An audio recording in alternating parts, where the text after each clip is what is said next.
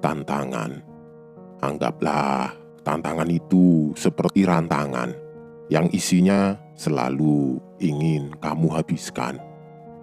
Jumpa lagi bersama Mimin Spesial Horor.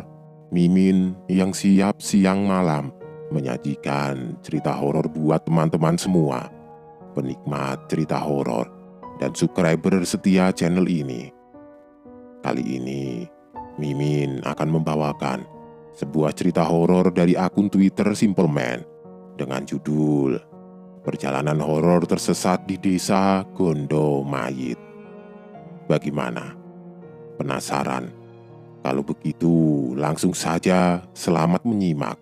Semoga suka dan terhibur dengan ceritanya. Salam horor.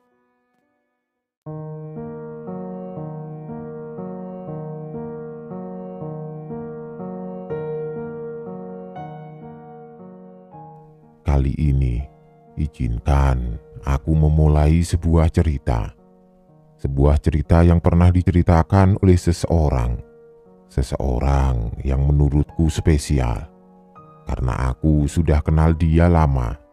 Lama sekali. Meskipun tidak pernah satu sekolah, satu kampus, satu pekerjaan, tapi aku sudah menganggap dia abang kandungku. Sudah lama seingatku untuk main ke kota pahlawan ini. Salah satu kota yang jadi saksi perjuanganku dulu untuk mencari pekerjaan serabutan. Dan hari ini, aku balik lagi ke kota ini untuk bertemu seseorang. Seseorang yang tidak tahu kenapa selalu membuatku kangen wejangan beliau. Namanya adalah Mas Damar.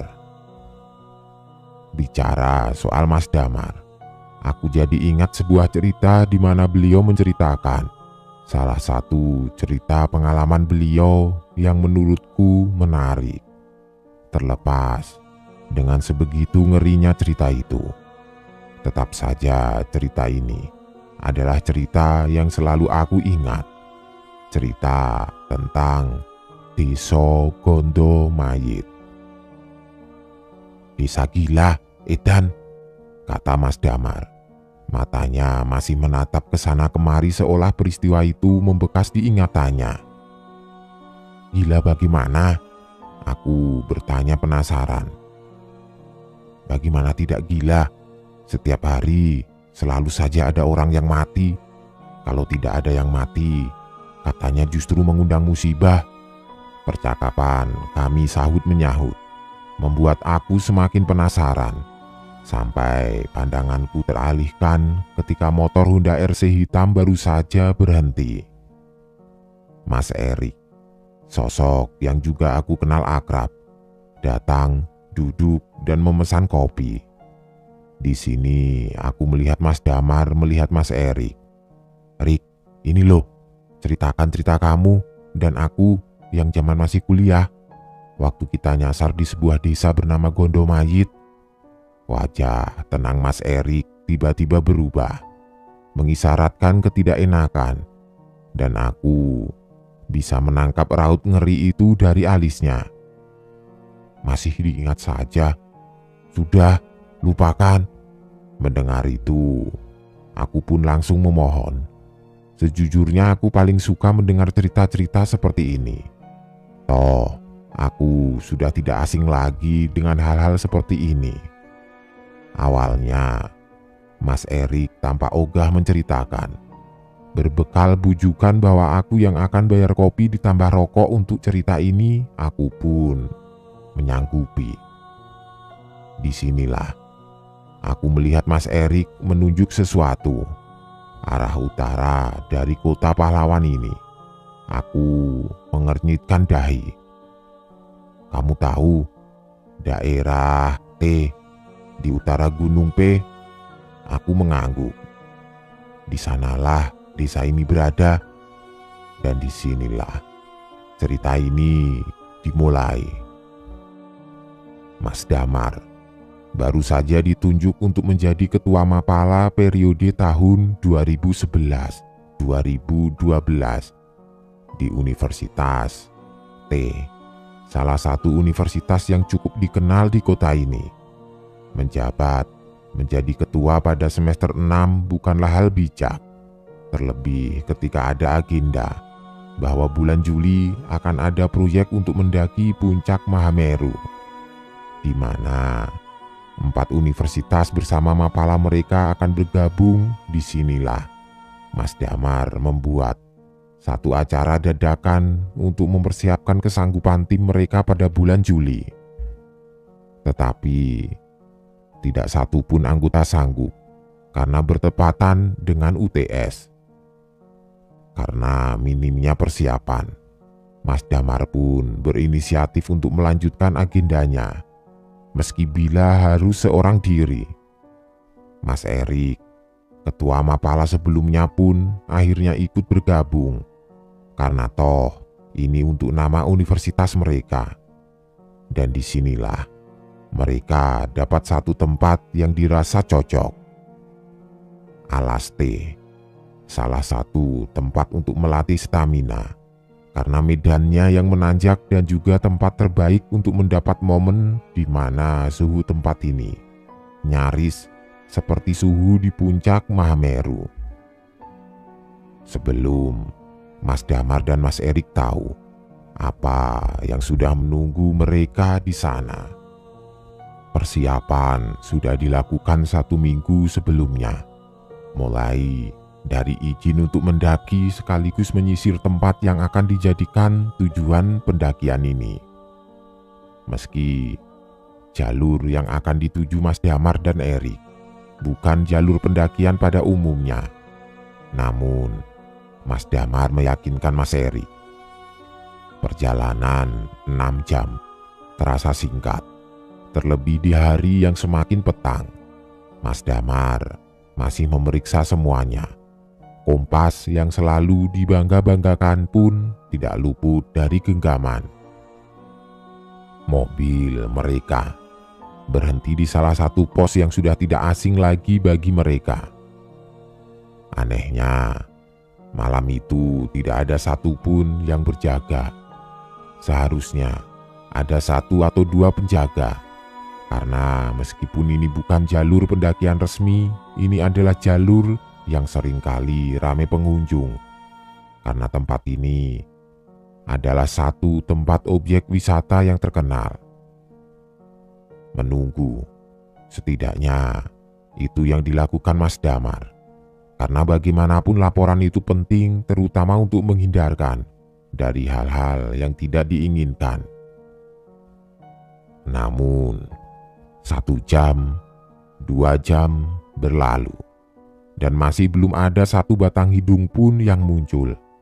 Hal itu membuat Mas Erik gusar. Sudah, begini saja Mar, tinggalkan KTP di sini, tulis pesan bahwa kita sudah melampirkan. Lagian, kita tidak tahu kapan petugasnya ada. Bimbang. Itulah yang Mas Dimar pikirkan. Bukan sekali 2 kali hal ini terjadi, namun satu yang Mas Dimar ingat. Hal-hal seperti ini biasanya diiringi dengan petaka yang buruk di langkah selanjutnya. Namun, Erik benar. Tidak ada yang tahu kapan petugas itu akan kembali. Nekat, Mas Damar dan Mas Erik pun akhirnya melangkah masuk ke dalam hutan, bersiap untuk menyambut penghuni yang sudah menunggu mereka. Jam menunjukkan pukul 8 malam. Seharusnya jalanan belum segelap itu, apalagi jalurnya sendiri masih tidak seberapa jauh dari pos pertama. Tapi malam itu lain. Jalur itu lebih gelap dari seharusnya. Yang lebih aneh, tidak terdengar satupun binatang malam di sekitar sana. Medannya memang menanjak, seperti bukit setapak yang bila ditelusuri lebih tinggi, namun masih bisa ditempuh dengan santai. Di sini, Erik yang memulainya. Kalau kata mbahku, kalau tidak ada suara biasanya ada hantu. Hus, dijaga mulutmu, tidak baik mengomong begitu, kata Damar Ada yang membuat Damar sedari tadi tidak tenang. Berjalan di belakang Erik, seharusnya tidak ada lagi sesiapapun di belakangnya. Namun, bulu kuduknya berdiri sedari tadi. Bukan kali pertama Damar merasakan ini. Selama dia mendaki gunung dan masuk ke hutan-hutan seperti ini, bulu kuduk atau leher meremang sudah menjadi makanan sehari-hari. Namun, perasaan ini berbeda. Seolah-olah yang ini jauh lebih mengintimidasi. Namun, Erik tidak merasakan apapun. Melihat Erik membuka jalan dengan parang di tangannya setidaknya memberi ketenangan pada Damar. Sampai ia akhirnya mendengar suara lain. Damar berhenti disusul Erik. "Rik, Rik," panggilnya. Erik mendekat menatap Damar yang leluasa mencari-cari pandang. "Apa?" "Ayam," kata Erik mengulangi. "Dengar tidak ada suara ayam?" Erik diam, mencoba mencuri dengar apa yang Damar dengar. Namun, Erik menegaskan bahwa tidak ada suara apapun kecuali angin yang berhembus di sela dedaunan. Tidak ada.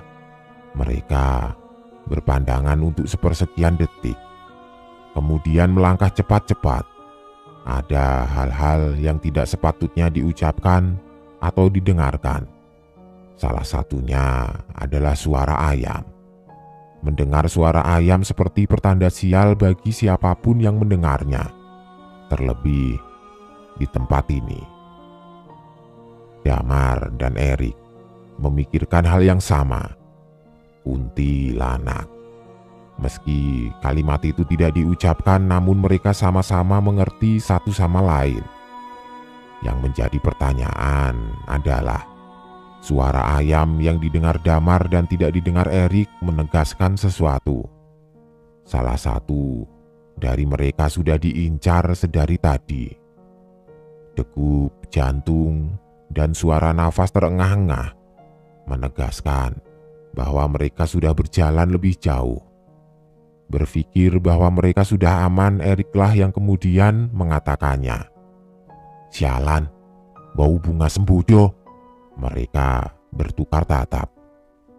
Tidak ada yang tidak mengerti Erik seperti Damar. Umpatan atau kalimat tidak pantasnya biasanya menegaskan perasaan ketakutan. Dan itu cara Erik untuk menekannya. Namun terkadang Damar merasa hal itu bisa mendatangkan hal sebaliknya. Kadang dunia mereka menangkap pesan berbeda. Benar saja, suara ayam, bebauan bunga kemudian berujung pada sosok di balik semak belukar. Eriklah yang pertama tahu. Namun, keinginan untuk memanggil Damar yang izin untuk membuang air kecil mendatangkan rasa penasaran yang besar. Erik mengintip sosok asing itu. Sosoknya tinggi, setinggi Erik. Ia berdiri di bawah pohon rindang, berdiri begitu saja, mengenakan baju yang terlihat seperti kain. Warnanya mencolok dengan kegelapan hutan, putih. Erik terus melihat. Tatapannya terkunci pada kepalanya yang sedari tadi tergedek ke kiri dan ke kanan. Setelah beberapa saat, barulah Erik mengerti kepalanya tergedek bukan karena tanpa sebab, melainkan tepat di lehernya. Rupanya menahan berat kepalanya, apalagi bila lehernya patah saat itu. Erik sadar. Sedari tadi, ia melihat sosok kuntilanak yang sering ia dengar ada di hutan. Umumnya, memang sering terdengar kabar bahwa penghuni atau kasarnya penunggu-penunggu di dalam hutan adalah korban-korban kecelakaan atau bencana-bencana yang tidak umum. Kini setelah melihatnya dengan mata kepala sendiri, Erik akhirnya tahu bahwa mereka memang nyata. Damar sudah kembali. Mereka pun melanjutkan perjalanan.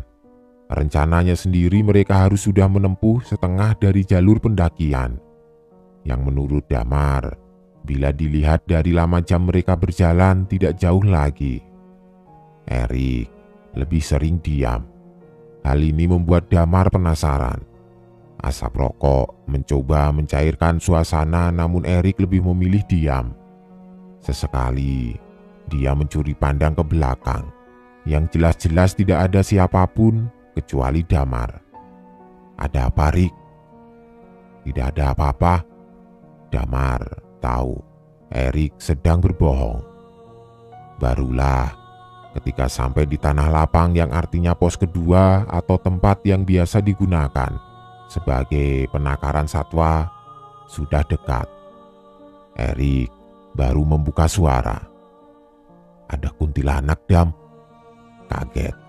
Namun Damar tidak mencoba menanggapi, ia hanya melihat Erik lebih pucat. Seteguk air dalam botol setidaknya mampu menenangkan Erik.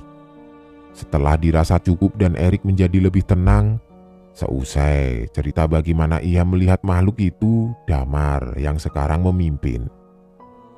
Disinilah keanehan itu terjadi.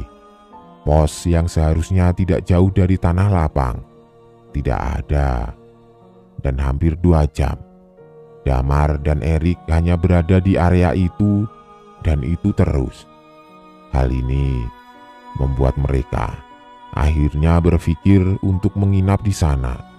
Terlepas dari apa yang mereka alami malam ini, mereka memutuskan pasrah sampai terdengar suara langkah kaki menghentak, dan sontak mereka terjaga. Diikutilah suara rame itu. Di sanalah Erik dan Damar melihatnya. Orang-orang berjalan berjejeran seolah ada sesuatu yang sedang mereka kerjakan. Sampai mata Erik dan Damar tertuju pada barisan paling depan. Di sanalah mereka baru sadar ada perkuburan mayit. Untuk apa orang-orang menguburkan jenazah pada malam buta seperti ini? Setidaknya itu yang Damar dan Erik pertama pikirkan. Sampai baru mereka sadar, bagaimana mungkin ada penguburan jenazah di tengah hutan? Keganjilan itu sebenarnya sudah dirasakan sedari awal masuk ke dalam hutan. Mas Damar dan Erik hanya diam sembari memandangi rombongan itu semakin jauh. Hingga akhirnya kehadiran mereka benar-benar lenyap ditelan kegelapan hutan. Di tengah perasaan campur aduk itu, tiba-tiba Damar mengeluh kesakitan. Sebenarnya sedari tadi mereka berjalan menempuh medan berat itu, di bagian selangkangan Mas Damar terasa nyeri.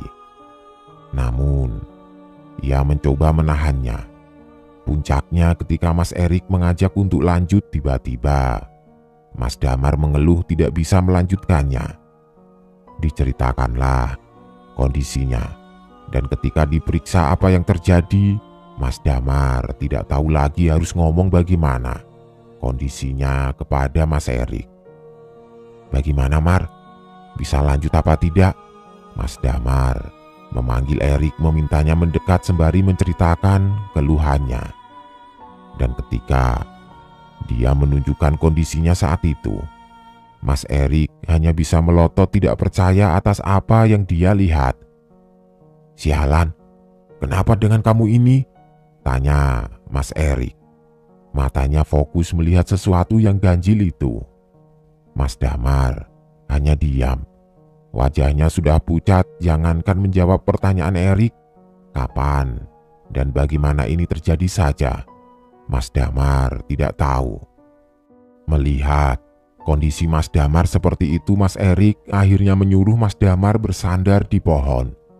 Pikirannya fokus ke rombongan yang tadi lewat.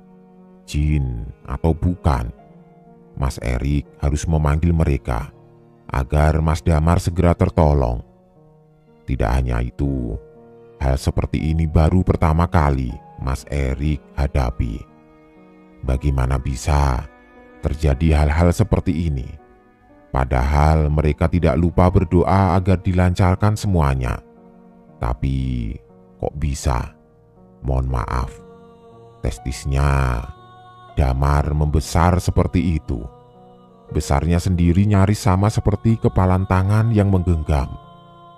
Mas Erik cuma berpikir satu hal, pasti jin gunung yang melakukannya.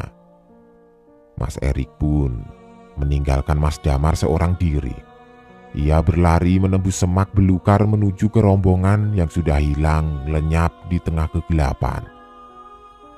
Ada hal yang aneh, dan entah Mas Damar dengar atau tidak, tapi Mas Erik yakin. Tadi ketika mereka mengintip rombongan itu, ia mendengar suara gamelan yang didengungkan. Hal itulah yang membuat Mas Erik tidak berani bicara karena fokus mendengar alunan dari gamelan yang dipukul. Tidak hanya itu, ekspresi wajah dari iring-iringan itu tidak satu pun menunjukkan wajah sedih atau bersimpati. Sebaliknya, wajah-wajah itu sumringah seperti sedang mengadakan pesta. Lalu, keranda mayit yang dipinggul pun asing. Biasanya ditutup dengan kain hijau tua. Namun yang Mas Erik dan Damar lihat, keranda mayit itu ditutup dengan kain hitam lengkap dengan bunga melati terajut sebagai pengiringnya. Hal-hal itu yang dijadikan Mas Eri patokan. Semoga ia masih bisa mendengar iring-iringan musik gamelan dan semoga mereka memang manusia. Berlari kurang lebih 10 menit dan semakin jauh lokasinya dari Mas Damar yang masih menahan nyeri. Mas Erik sadar rombongan itu sudah lenyap, menyisakan tanda tanya. Bagaimana bisa mereka berjalan santai dengan menggendong mayit di medan yang naik turun seperti ini? Putus asa, Mas Erik akhirnya menelusuri jalannya lagi. Kembali ke tempat di mana Mas Damar tidak berdaya. Ia berharap segera selesai dan keluar dari area belantara ini. Rupanya, ketika kembali, Mas Erik kaget saat di hadapannya Mas Damar tidak sendirian. Di depannya ada nenek-nenek tua. Di punggungnya ia memanggul kayu bakar. Terlihat dari jauh, Mas Damar tampak mengobrol dengan sosok asing itu membuat Mas Erik bertanya-tanya, ragu, lalu mendekat. Saat itulah baru diketahui nenek itu adalah warga lokal. Ia tinggal di desa tidak jauh dari tempat mereka berada. Nenek itu menawarkan tempat persinggahan, sekaligus memberitahu bila apa yang terjadi pada Mas Damar adalah akibat dari Weltuk. Apa itu? Tanya Erik. Disitulah si nenek yang mengaku bisa menyembuhkan Mas Damar bercerita. Weltuk itu adalah demit atau lelembut penunggu sungai yang marah pada Mas Damar karena tanpa sengaja Mas Damar sudah mengencinginya. Akibatnya Mas Damar diselentik, dikeplak area kemaluannya. Ragu dan khawatir awalnya ketika si nenek yang dipanggil Mbah Dok itu menawarkan Mas Erik dan Mas Damar untuk mengikutinya ke desa tempat tinggalnya. Tapi karena keadaan saat itu benar-benar darurat, memaksa Mas Erik akhirnya setuju. Diboponglah Mas Damar. Dengan kondisi itu, selama perjalanan, si nenek bercerita banyak hal. Salah satunya mengatakan permisi kalau mau buang hajat atau apapun. Mereka tidak terlihat, bukan tentu tidak ada. Meskipun hanya sekedar izin dengan suara berbisik pun mereka bisa mendengar. Termasuk Wanggul yang sekarang mengikuti Mas Erik. Kaget, Mas Erik kemudian bertanya dengan muka ngeri. Wanggul apa, Mbah? Si nenek berhenti. Melihat jauh ke belakang, di sana ia menunjuk. Hantu wanita yang mati karena kecelakaan. lehernya patah dan dari tadi dia ngikutin kamu. Wangi apa yang kamu cium? Mas Erik pun mengatakannya. Sembujo, si nenek mengangguk. Tidak apa-apa kalau sembujo, kalau bau bangke, nah itu baru berbahaya. Sebenarnya, kata Mas Erik, bahasanya si nenek ini Jawa halus, tapi karena aku tidak bisa pakai bahasa Jawa halus, pakai bahasa Surabayaan saja. Lalu bagaimana Mbah? Sampai kapan saya akan diikuti? Biarkan saja, nanti juga pergi sendiri, kata si Mbah. Benar, rupanya di depan terlihat sebuah desa. Namun desanya ini tidak terlalu besar. Rumah-rumahnya terbuat dari anyaman bambu, pokoknya sangat jauh berbeda dengan kondisi rumah zaman sekarang yang dibangun dengan bata dan semen. Tepat di sudut rumah paling ujung, gentingnya terbuat dari ranting dengan ditutup daun kelapa kering. Si Mbah mempersilahkan masuk. Tidurkan dulu temanmu di situ. Si Mbah masuk ke ruangan dalam. Sedangkan Mas Erik dan Damar ditinggal di teras rumah. Ada bangku besar untuk merebahkan badan Mas Damar. Mas Erik masih tidak habis pikir hanya karena kencing bisa seperti ini. Selidik demi selidik, Mas Erik melihat ke sana kemari. Tatapannya menyapu dari rumah ujung ke ujung. Hanya ada 13 atau kurang rumah di sini. Dan sebelumnya, ia tidak pernah mendengar di daerah ini ada desa. Namun, tengah malam seperti ini, desa ini sunyi dan sepi cukup membuat ngeri. Si Mbah keluar, di tangannya ada kendi. Minum ini, lalu pas minum nanti menghadap ke selatan, biar penyakitnya pergi ke selatan ya nak. Berusaha keras berdiri Mas Damar menenggak air itu. Sekarang masuk rumah, jangan keluar dulu, biar bencananya bisa pergi. Mas Erik tidak paham maksud Simbah saat mengatakan balas hadu atau bencana. Namun Mas Erik mengiyakan tawaran itu. Kali ini mereka yakin Mbah yang menolong mereka mungkin memang manusia. Di dalam rumah, persis seperti yang dibayangkan Mas Erik, rumah desa yang benar-benar seperti pedalaman. Tidak mungkin ada listrik, bahkan peralatannya semua benar-benar lawas. Mas Damar sudah tertidur lelap setelah dipersilahkan untuk istirahat. Saat itulah, kaget bukan main, Mas Erik mendengar suara gamelan itu. Sekarang Mas Erik baru paham, mungkin rombongan itu adalah rombongan orang-orang desa ini. Namun, kenapa musik gamelannya seperti dekat sekali? Simbah menuju ke pintu dan membukanya. Di depannya ada anak kecil, wajahnya pucat dan ekspresinya tidak menyenangkan. Semakin dipandang, membuat hati Mas Erik jadi gelisah sendiri. Simbah tampak mengobrol lama, mencoba mencuri dengar. Mas Erik hanya mendengar kalimat patah-patah.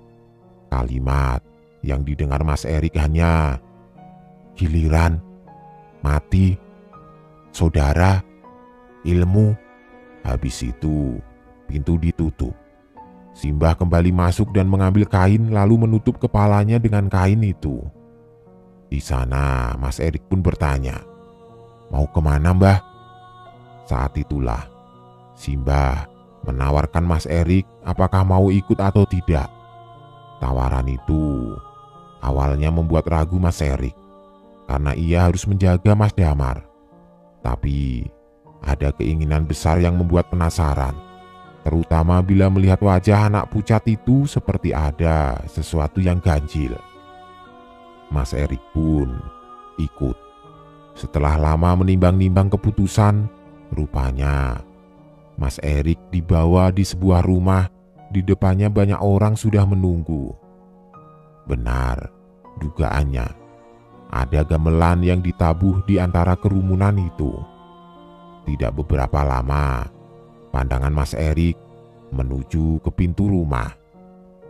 Keluar 4 lelaki setengah baya. Mereka mengangkat keranda mayit yang membuat Mas Erik tidak nyaman.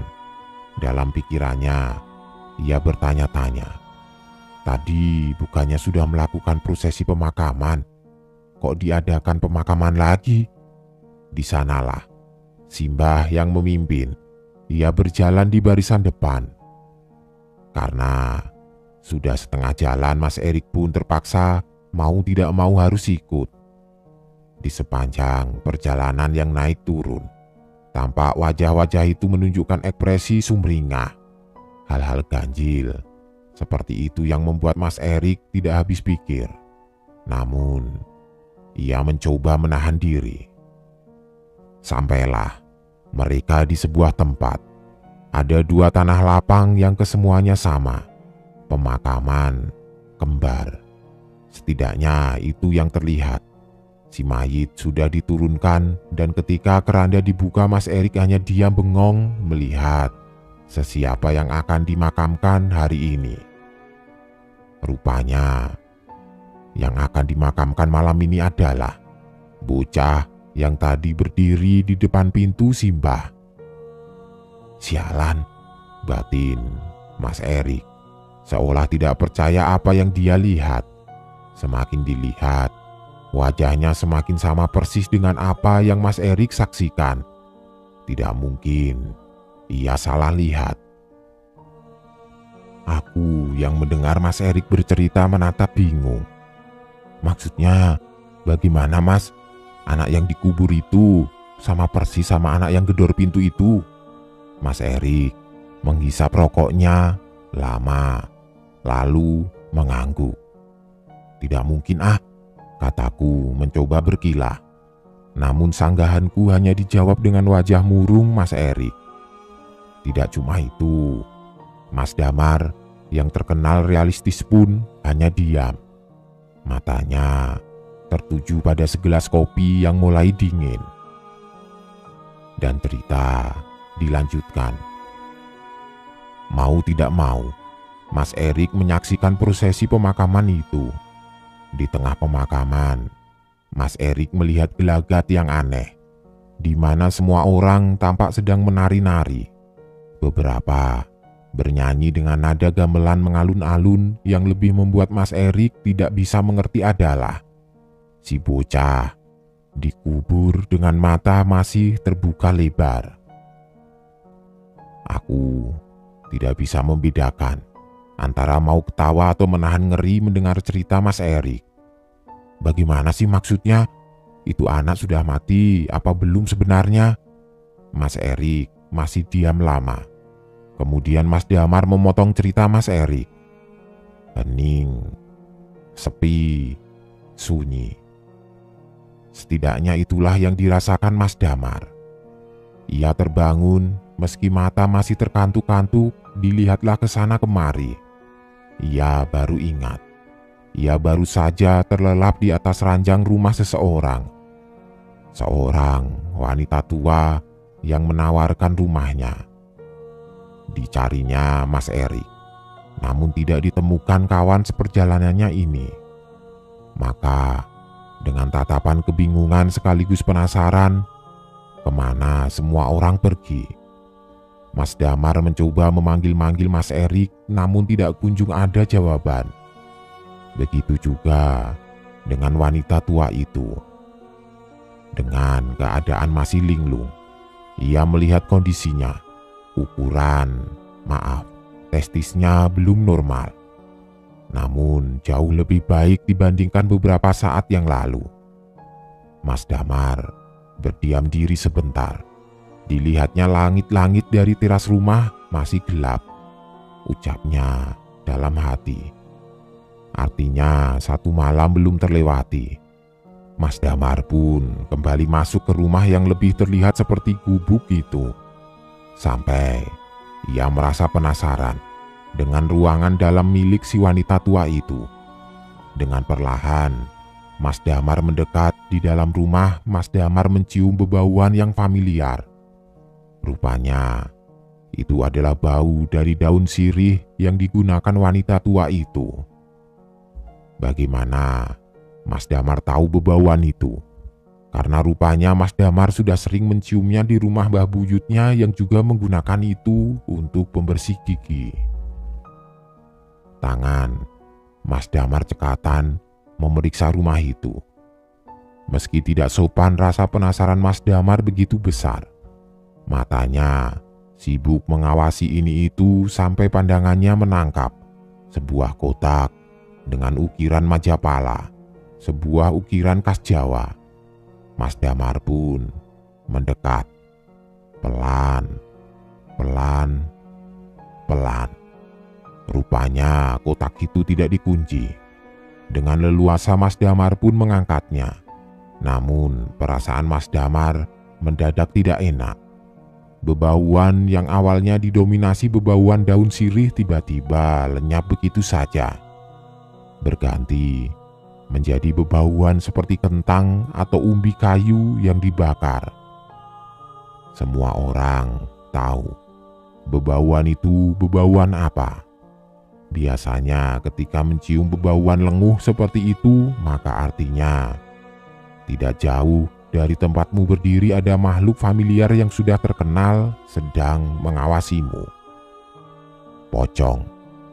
Namun, Mas Damar belum tahu akan hal itu. Ia nekat membuka kotak itu.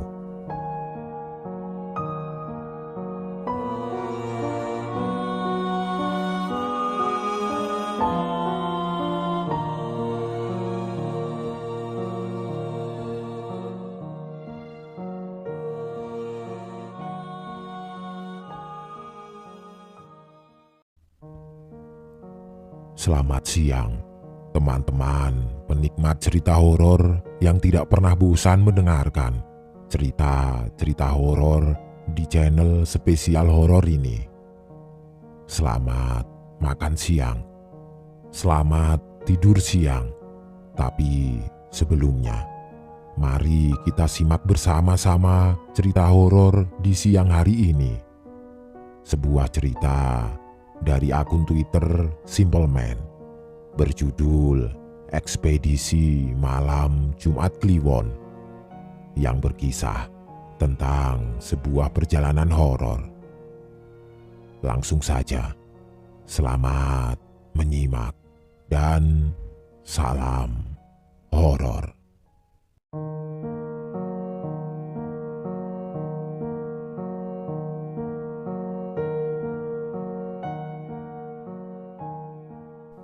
Ekspedisi Malam Jumat Kliwon.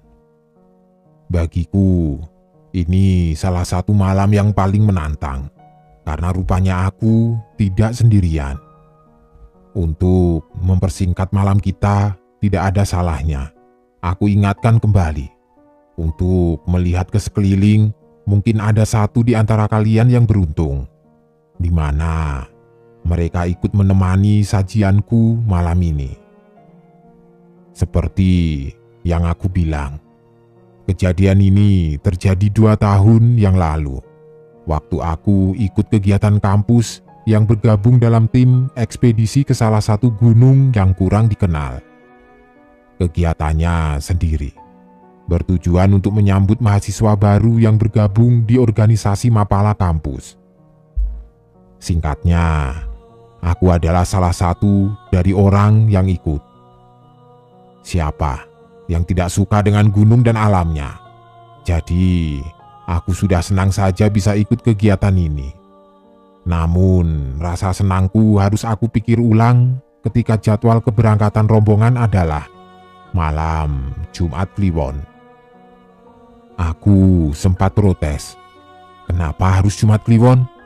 Dan dengan enteng mereka cuma bilang, kamu kan sering naik gunung. Mau naik hari apa juga sama saja, lihatnya pohon doang. Salah satu dari pengurus memang kenal aku dan sepak terjangku naik gunung. Tapi, aku pikir ini bukan ide yang baik. Tapi, sudahlah. Akhirnya aku nurut apa kata mereka sebagai pengawas dalam perjalanan ini. Gunung yang aku maksud tidak bisa aku sebutkan, tapi aku bisa kasih gambaran pada kalian tentang gunung ini.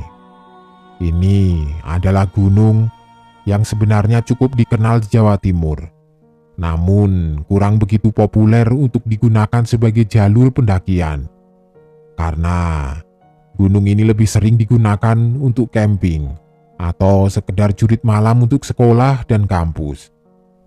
Jalurnya yang mudah ditempuh dengan mobil, sekaligus jalur yang paling penting, menghubungkan kotaku dengan salah satu kota wisata di Jawa Timur. Kami berangkat bersama rombongan jam 2 sore. Kendaraan yang kami gunakan adalah bis yang sudah disewa, karena cukup banyak yang ikut. Di tengah perjalanan, aku bisa melihat banyak anak-anak dari fakultas yang berbeda-beda. Sialnya, yang dari fakultas desain cuma aku bersama teman satu-satunya. Itu pun dia adalah salah satu pengawas yang akan bertugas. Akhirnya aku cuma diam duduk di kursi paling belakang. Jam 5. Kami sampai di tanah lapang yang ditulis sebagai base camp dengan logo Mapala kami. Di sana cuma ada rumah gazebo yang tidak terlalu besar. Rupanya ini bukanlah tujuan kita malam ini, karena tujuan kita akan masuk jauh ke hutan. Aku akhirnya cuma cengok sembari geleng-geleng kepala. Maksudku ini jam 5 sore. Dan sebentar lagi hari mulai petang dan mereka menyuruh kita masuk hutan. Tidak masuk akal sama sekali. Tapi akhirnya kami semua setuju. Aku bisa lihat tidak ada yang keberatan sama sekali. Mungkin ini adalah pengalaman pertama mereka di gunung. Dan mereka tidak tahu saja apa yang tinggal di tempat seperti ini. Akhirnya pembagian kelompok pun dimulai dengan masing-masing anggota per kelompok diisi oleh 4 orang. Aku dapat kelompok dengan 2 cewek dari Fakultas Ekonomi dan Fakultas Teknik. Sebut saja namanya Andira, Umil, dan Bekti. Aku tidak keberatan sama sekali. Siapapun kelompoknya, toh itu cuma kegiatan mapala biasa. Yang pasti cuma jalan-jalan menikmati malam. Tapi rupanya Dira lebih sering curi pandang ke arahku. Sampai dia akhirnya bilang waktu kita cuma berdua. "Masnya bisa lihat ya?" Aku yang mendengar itu cuma merespon dengan bingung. "Lihat apa ya, Mbak?" Tapi dia tidak melanjutkan. Lalu pergi begitu saja. Tepat setelah sholat Isya, kami bersiap masuk ke hutan dengan jalur yang sudah ditandai. Di sini, semua dimulai. Kelompokku jadi kelompok ketiga yang berangkat, di mana masih ada 2 kelompok lain di belakang. Sepanjang perjalanan, aku cuma bisa melihat pohon pinus dan semak belukar. Berbekal senter, aku jalan paling belakang.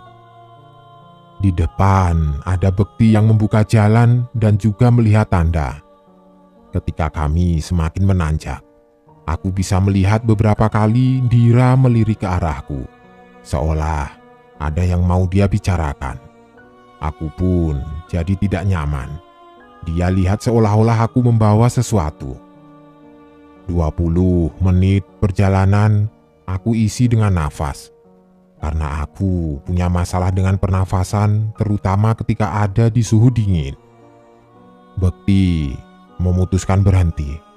Waktu melihat Umil sudah tidak bisa melanjutkan. Kami pun berhenti di salah satu pohon. Di sini Dira mendekatiku. "Lihat tidak, di sana ada apa?" Dira menunjuk sesuatu di semak belukar. "Iya, aku lihat pocong," kataku kesal. Dira cuma nyengir, kemudian pergi lagi. Aku masih melihat tempat itu dan tiba-tiba aku menjadi merinding setelah ngomong itu. Padahal niatku cuma bercanda. Aku tidak bisa melihat apa-apa. Semenjak kejadian itu, aku merasa ada yang mengikuti di belakang. Leher belakangku jadi lebih dingin. Sampailah kita di tempat kumpul, yaitu di sebuah lahan kosong seperti lapangan. Dan aku bisa lihat banyak orang yang mulai mendirikan tenda. Perjalanannya sendiri memakan waktu cukup lama, 50 menit. Anehnya, dua kelompok yang seharusnya di belakangku sudah pada sampai duluan. Sialan, kemana saja kamu? Kolis, temanku yang sefakultas, nyamperin aku sambil marah. Maksudnya, aku bingung. Aku bisa melihat banyak pengawas melihatku tidak enak. Akhirnya Kolis membawaku menjauh. Jalan 15 menit dari base camp saja, sampai hampir 1 jam. Aku sudah panik sama yang lain. Lah, aku lewat jalan yang kamu pada kasih tanda, kataku membela. Iya, tapi hampir 1 jam. Kamu muterin gunung apa gimana? Dira mendekatiku dan Kolis, kemudian dia bilang, "Sorry kak, aku tadi capek sekali, jadi minta berhenti lama buat istirahat." Aku bisa melihat Dira bohong.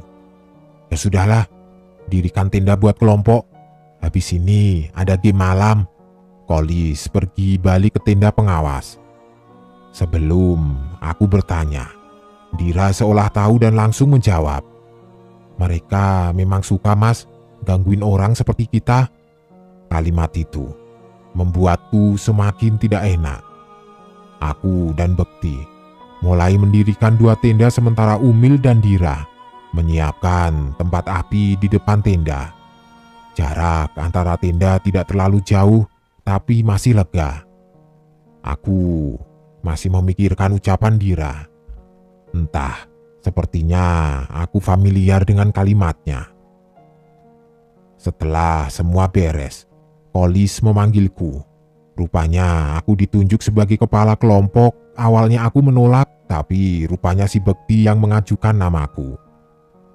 Game malam sendiri adalah game di mana kita akan mengambil sampah di beberapa titik, tujuannya sendiri untuk menghargai alam dengan membersihkan sampah yang dibuang sembarangan. Rupanya aku baru tahu lapangan ini adalah lapangan yang biasa digunakan buat off-road sepeda gunung. Tapi karena malam, jadi aku tidak melihat jelas bila ini tempat off-road. Artinya titik ini tidak begitu jauh dari jalan utama. Kembali aku berpikir, kok bisa sampai selama itu kami jalannya? Aku balik dan menjelaskan ke yang lain, sekaligus memberikan 2 kantong kresek di mana yang paling cepat mengumpulkan bisa langsung gabung ke api unggun utama untuk ikut jurit malam bareng kelompok lain. Di sini aku bisa melihat Dira melihat sekeliling. Ada kecemasan dalam wajahnya. Aku langsung mengerahkan semua anggotaku begitu pengawas meniup peluit bahwa game sudah dimulai. Tanpa pikir panjang, aku mengajak yang lain ke jalur menuju jalan utama. Karena setauku, di sana pasti banyak sampah. Rupanya Dira berdiri tepat di belakangku. Bekti akhirnya bersama Umil. Benar saja, aku bisa melihat kantong kresek di mana-mana, dan selagi aku mengutin, Dira akhirnya ngomong, "Pocongnya usil ya mas?" Aku cuma melihat dia sambil bertanya, "Pocong apa sih mbak?"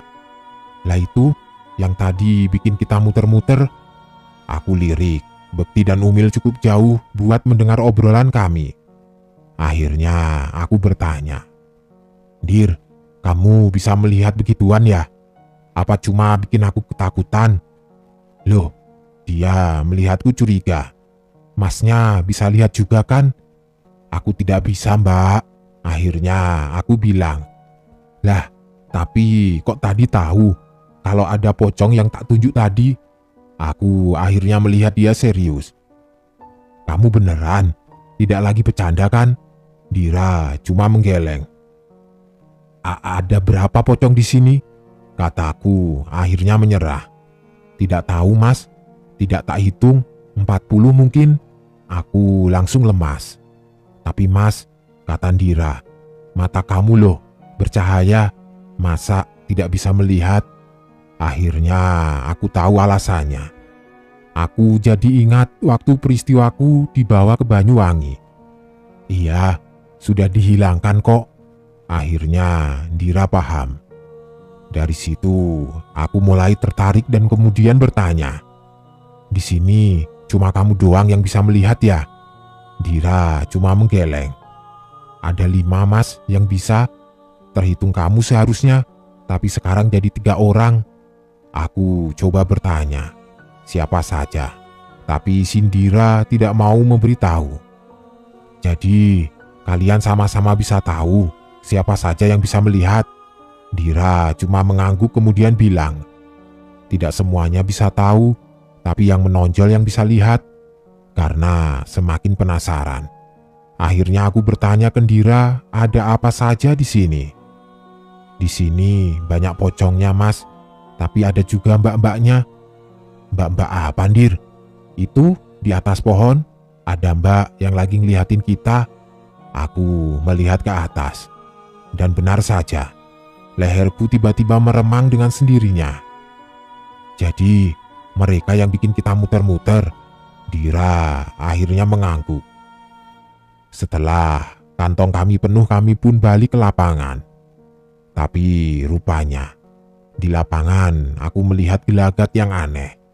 Salah satu tenda tampak dipenuhi orang-orang yang berkumpul memutari. Aku pun ikut melihat apa yang terjadi. Rupanya salah satu pengawas cewek dipegangi oleh pengawas lain. Matanya melotot melihat semua orang yang ada di sini. Aku melirik Ndira kemudian ngomong pelan, "Kamu bilang ada 5 orang termasuk aku. Seharusnya jadi 4 kan? Kok tadi kamu bisa-bisanya ngomong jadi 3? Ndira akhirnya ngomong, "Yang satu lagi sudah dirasuki soalnya." Aku kaget. Dengan jarak sejauh itu bagaimana mungkin Ndira bisa tahu akan hal ini? Bisa dibilang keadaan waktu itu sudah tidak terkendali. Hampir semua pengawas sibuk buat menahan cewek yang aku tahu. Dia adalah kakak tingkatku dari Fakultas Ekonomi. Aku ingat dia dulu yang juga jadi pengawas waktu ospek. Yang membuatku bingung, badan cewek sekecil itu bisa buat 5 cowok menahan bareng-bareng. Kemudian, sebegitu tidak terkendalinya keadaan waktu itu, akhirnya aku berinisiatif untuk membantu. Di situ, waktu aku memegang tangannya, aku kaget. Badannya dingin sekali. Tidak cuma itu, tatapan cewek itu ngelihatku seolah-olah aku ini yang dia cari. Dia nyengir dan membuatku merinding. Ndira mendekatiku. "Mas, aku lupa, hari ini Jumat Kliwon bukan sih?" "Lah," kataku, "bukannya kamu sudah tahu kita kesini pas Jumat Kliwon?" Wajah Ndira seperti menyembunyikan sesuatu, kemudian dia berujar, "Ini tempat ramai banget, Mas, sudah seperti pasar." Aku yang mendengar itu langsung tahu. Di situ cewek itu mulai ketawa. Seram sekali ketawanya sampai aku tidak tahu harus bereaksi bagaimana. Sementara pengawas yang lain mulai membaca-baca ayat kursi sambil disiram air. Aku cuma ngebatin, "Lah, di sini tidak ada penanggung jawabnya atau bagaimana?" Setelah ketawa, dia menangis.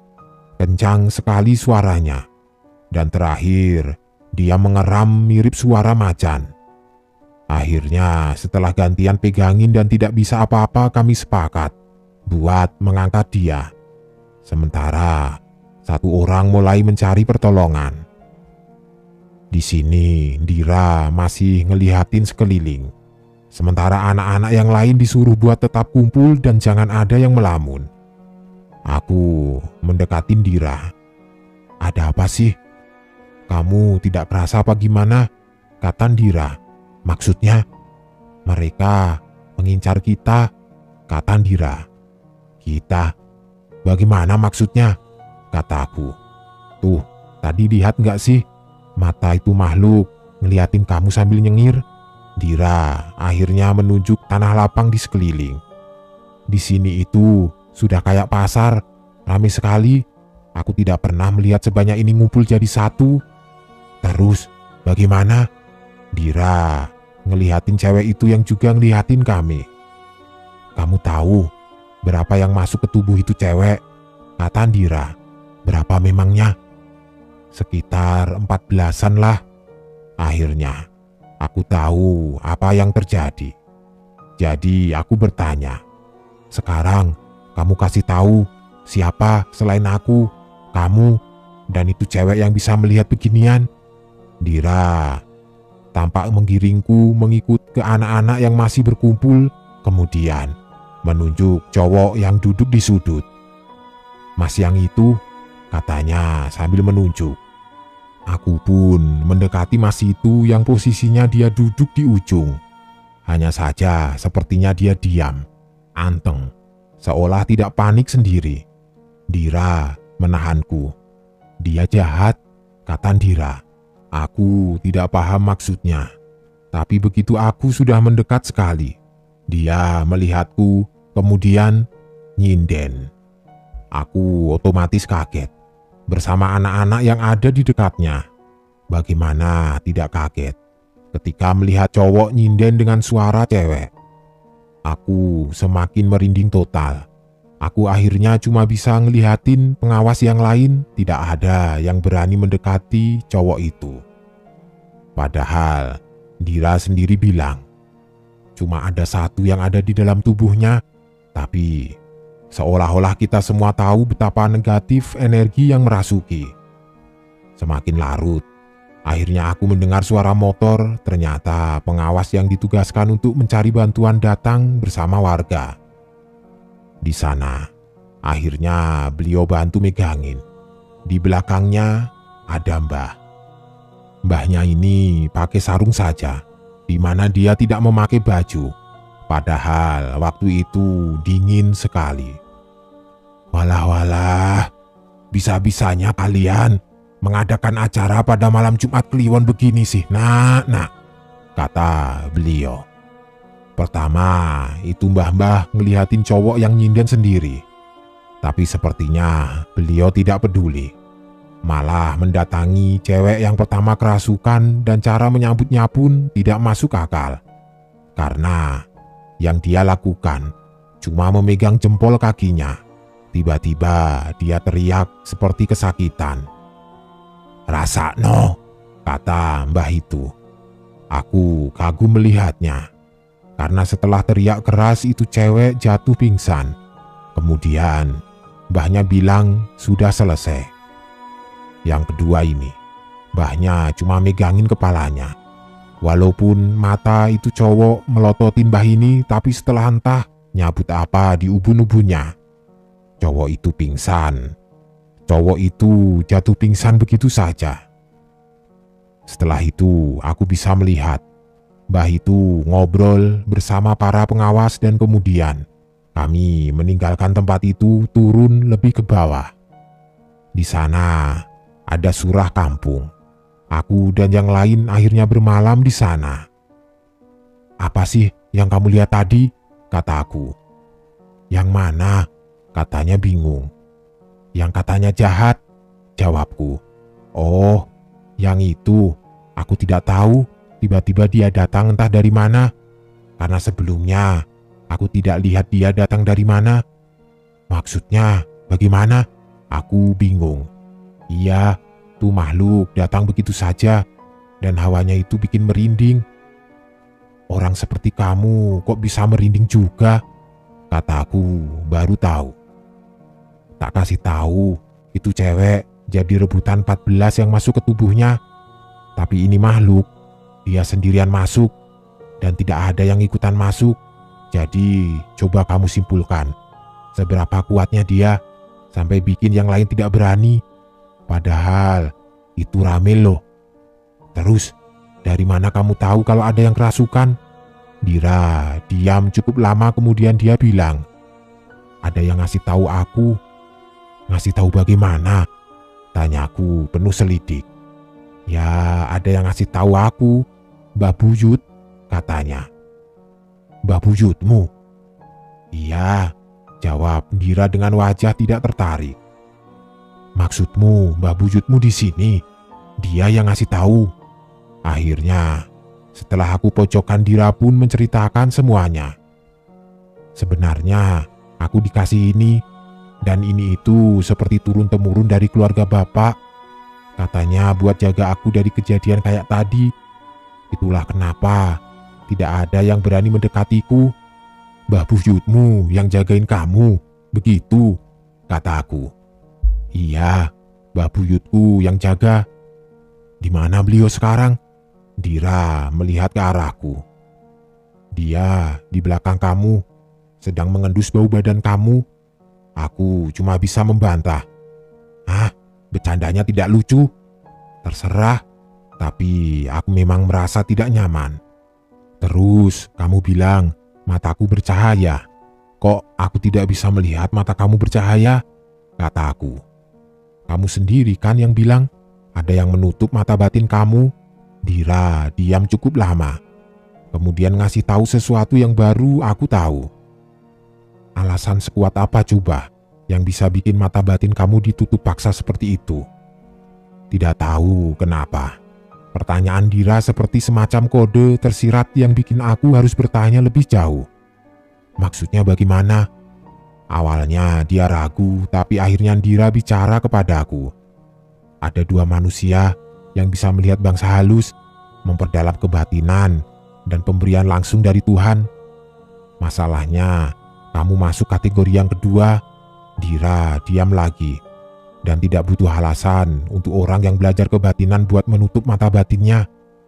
Tapi untuk orang dengan kelebihan seperti itu susah buat nutupnya. Kamu tidak ingat tahapan bagaimana pas mata batin kamu ditutup? Tiba-tiba aku ingat lagi kejadian waktu itu. Waktu di mana aku dibawa ketemu dengan orang yang bisa menutup. Itu pun dilakukan setelah aku sembuh sehabis khitan.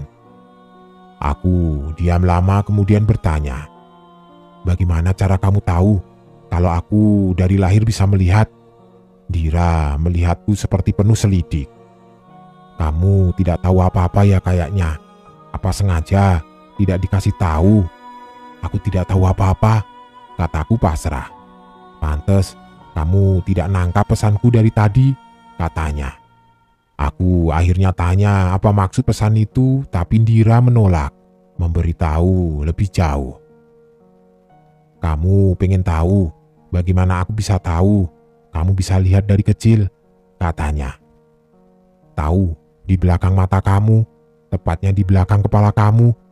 Di sana ada dua mata lagi. Meskipun kamu bilang sudah ditutup, tapi masih kelihatan bercahaya. Aku asumsikan kamu seperti kayak aku," katanya. "Terus, cewek dan cowok tadi beda. Mereka sepertinya belajar kebatinan dulu, jadi mereka tidak bisa melihat aku. Satu lagi, siapa yang bisa melihat?" Dira kayaknya nahan diri buat ngasih tahu yang terakhir. Jadi akhirnya aku tidak memaksakan. Malam itu aku pakai buat bertanya banyak hal, termasuk rupanya sesama yang dikasih sejak lahir bisa melihat dengan mata. Pantas kebanyakan tiap aku ketemu orang yang tahu begituan, mereka selalu memandangku tertarik. Di antaranya orang yang aku lupa namanya, yang menyuruhku buat tiduran beralaskan daun pisang dan berbantal batang pohon pisang. Lain kali aku bakal ceritakan, karena ini bakal lama, tapi tidak sekarang dulu. Di situ juga aku ngomongin makhluk apa saja yang ada di sana. Dira pun ngasih tahu aku tentang kesalahan kaprah orang-orang, di mana sebenarnya pocong itu terbang. Mereka tidak loncat seperti di film-film. Pocong itu terbang, mereka tidak lompat. Dan kuntilanak sama sundel bolong itu berbeda. Sundel bolong itu kakinya tidak napak tanah, sedangkan kuntilanak mereka tidak terbang, tapi merangkak. Kamu bayangin, kalau lihat kuntilanak di atas pohon, dipikir mereka terbang, padahal mereka merangkak ke atas pohon. Ngobrolin hal itu membuatku merinding setelah tahu banyak hal. Keesokan paginya bis kami datang. Kami kembali melanjutkan aktivitas mapala dan penerimaan anggota baru. Sampai akhirnya balik ke bis sebelum pulang, termasuk berkemas. Sementara cewek dan cowok yang sempat kerasukan, kami sepakat tidak ngomongin itu sama sekali. Yang aku tahu, si cewek memang lagi ada masalah menurut kabar yang aku dengar. Sedangkan si cowok, dia lagi sial saja, sempat kosong pikirannya. Karena kaget, mungkin, atas apa yang ada di sana. Di dalam bis, Dira balik duduk bersama Umil. Saat itu, entah kenapa, aku sudah bisa menebak siapa orang yang kelima itu.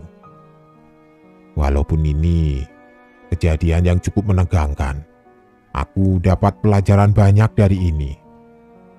Sekarang, aku masih sering melihat Dira di kampus.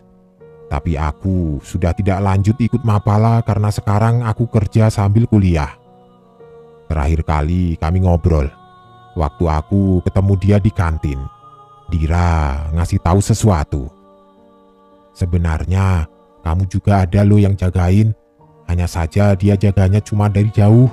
Aku yang mendengar itu pun kaget awalnya. Tapi Dira melanjutkan, aku rasa ibu kamu tahu sesuatu, coba tanyakan beliau. Namun sampai saat ini aku belum tanya sama sekali pada ibuku. Lain kali mungkin aku bakal bertanya. Toh sekarang aku sudah nyaman dengan kehidupanku yang sekarang. Terakhir, sebenarnya di kamarku sudah ditanam sesuatu yang bikin makhluk seperti itu tidak bisa masuk. Makanya aku paling nyaman ada di kamar. Pernah aku usul buat ditanam di rumah, tapi rupanya penghuninya tidak terima karena mereka di sini lebih lama. Akhirnya demi kebaikan bersama cuma ditanam di kamar biar aku punya ruang privasi. Kalau ada waktu, aku akan ceritakan. Intinya aku cuma mau bilang, mungkin di antara kalian juga ada yang lagi merhatiin atau jagain. Apapun itu, lebih baik kalau kita bisa bersikap bijak. Dan kalau tidak mengganggu, ya biarkan saja. Yang penting, jangan pernah jauh sama yang buat hidup. Kalau kata orang Jawa, sing moho kuwoso, sing nentokno garis uripe menungso. Yang maha kuasa adalah yang menentukan garis hidup manusia.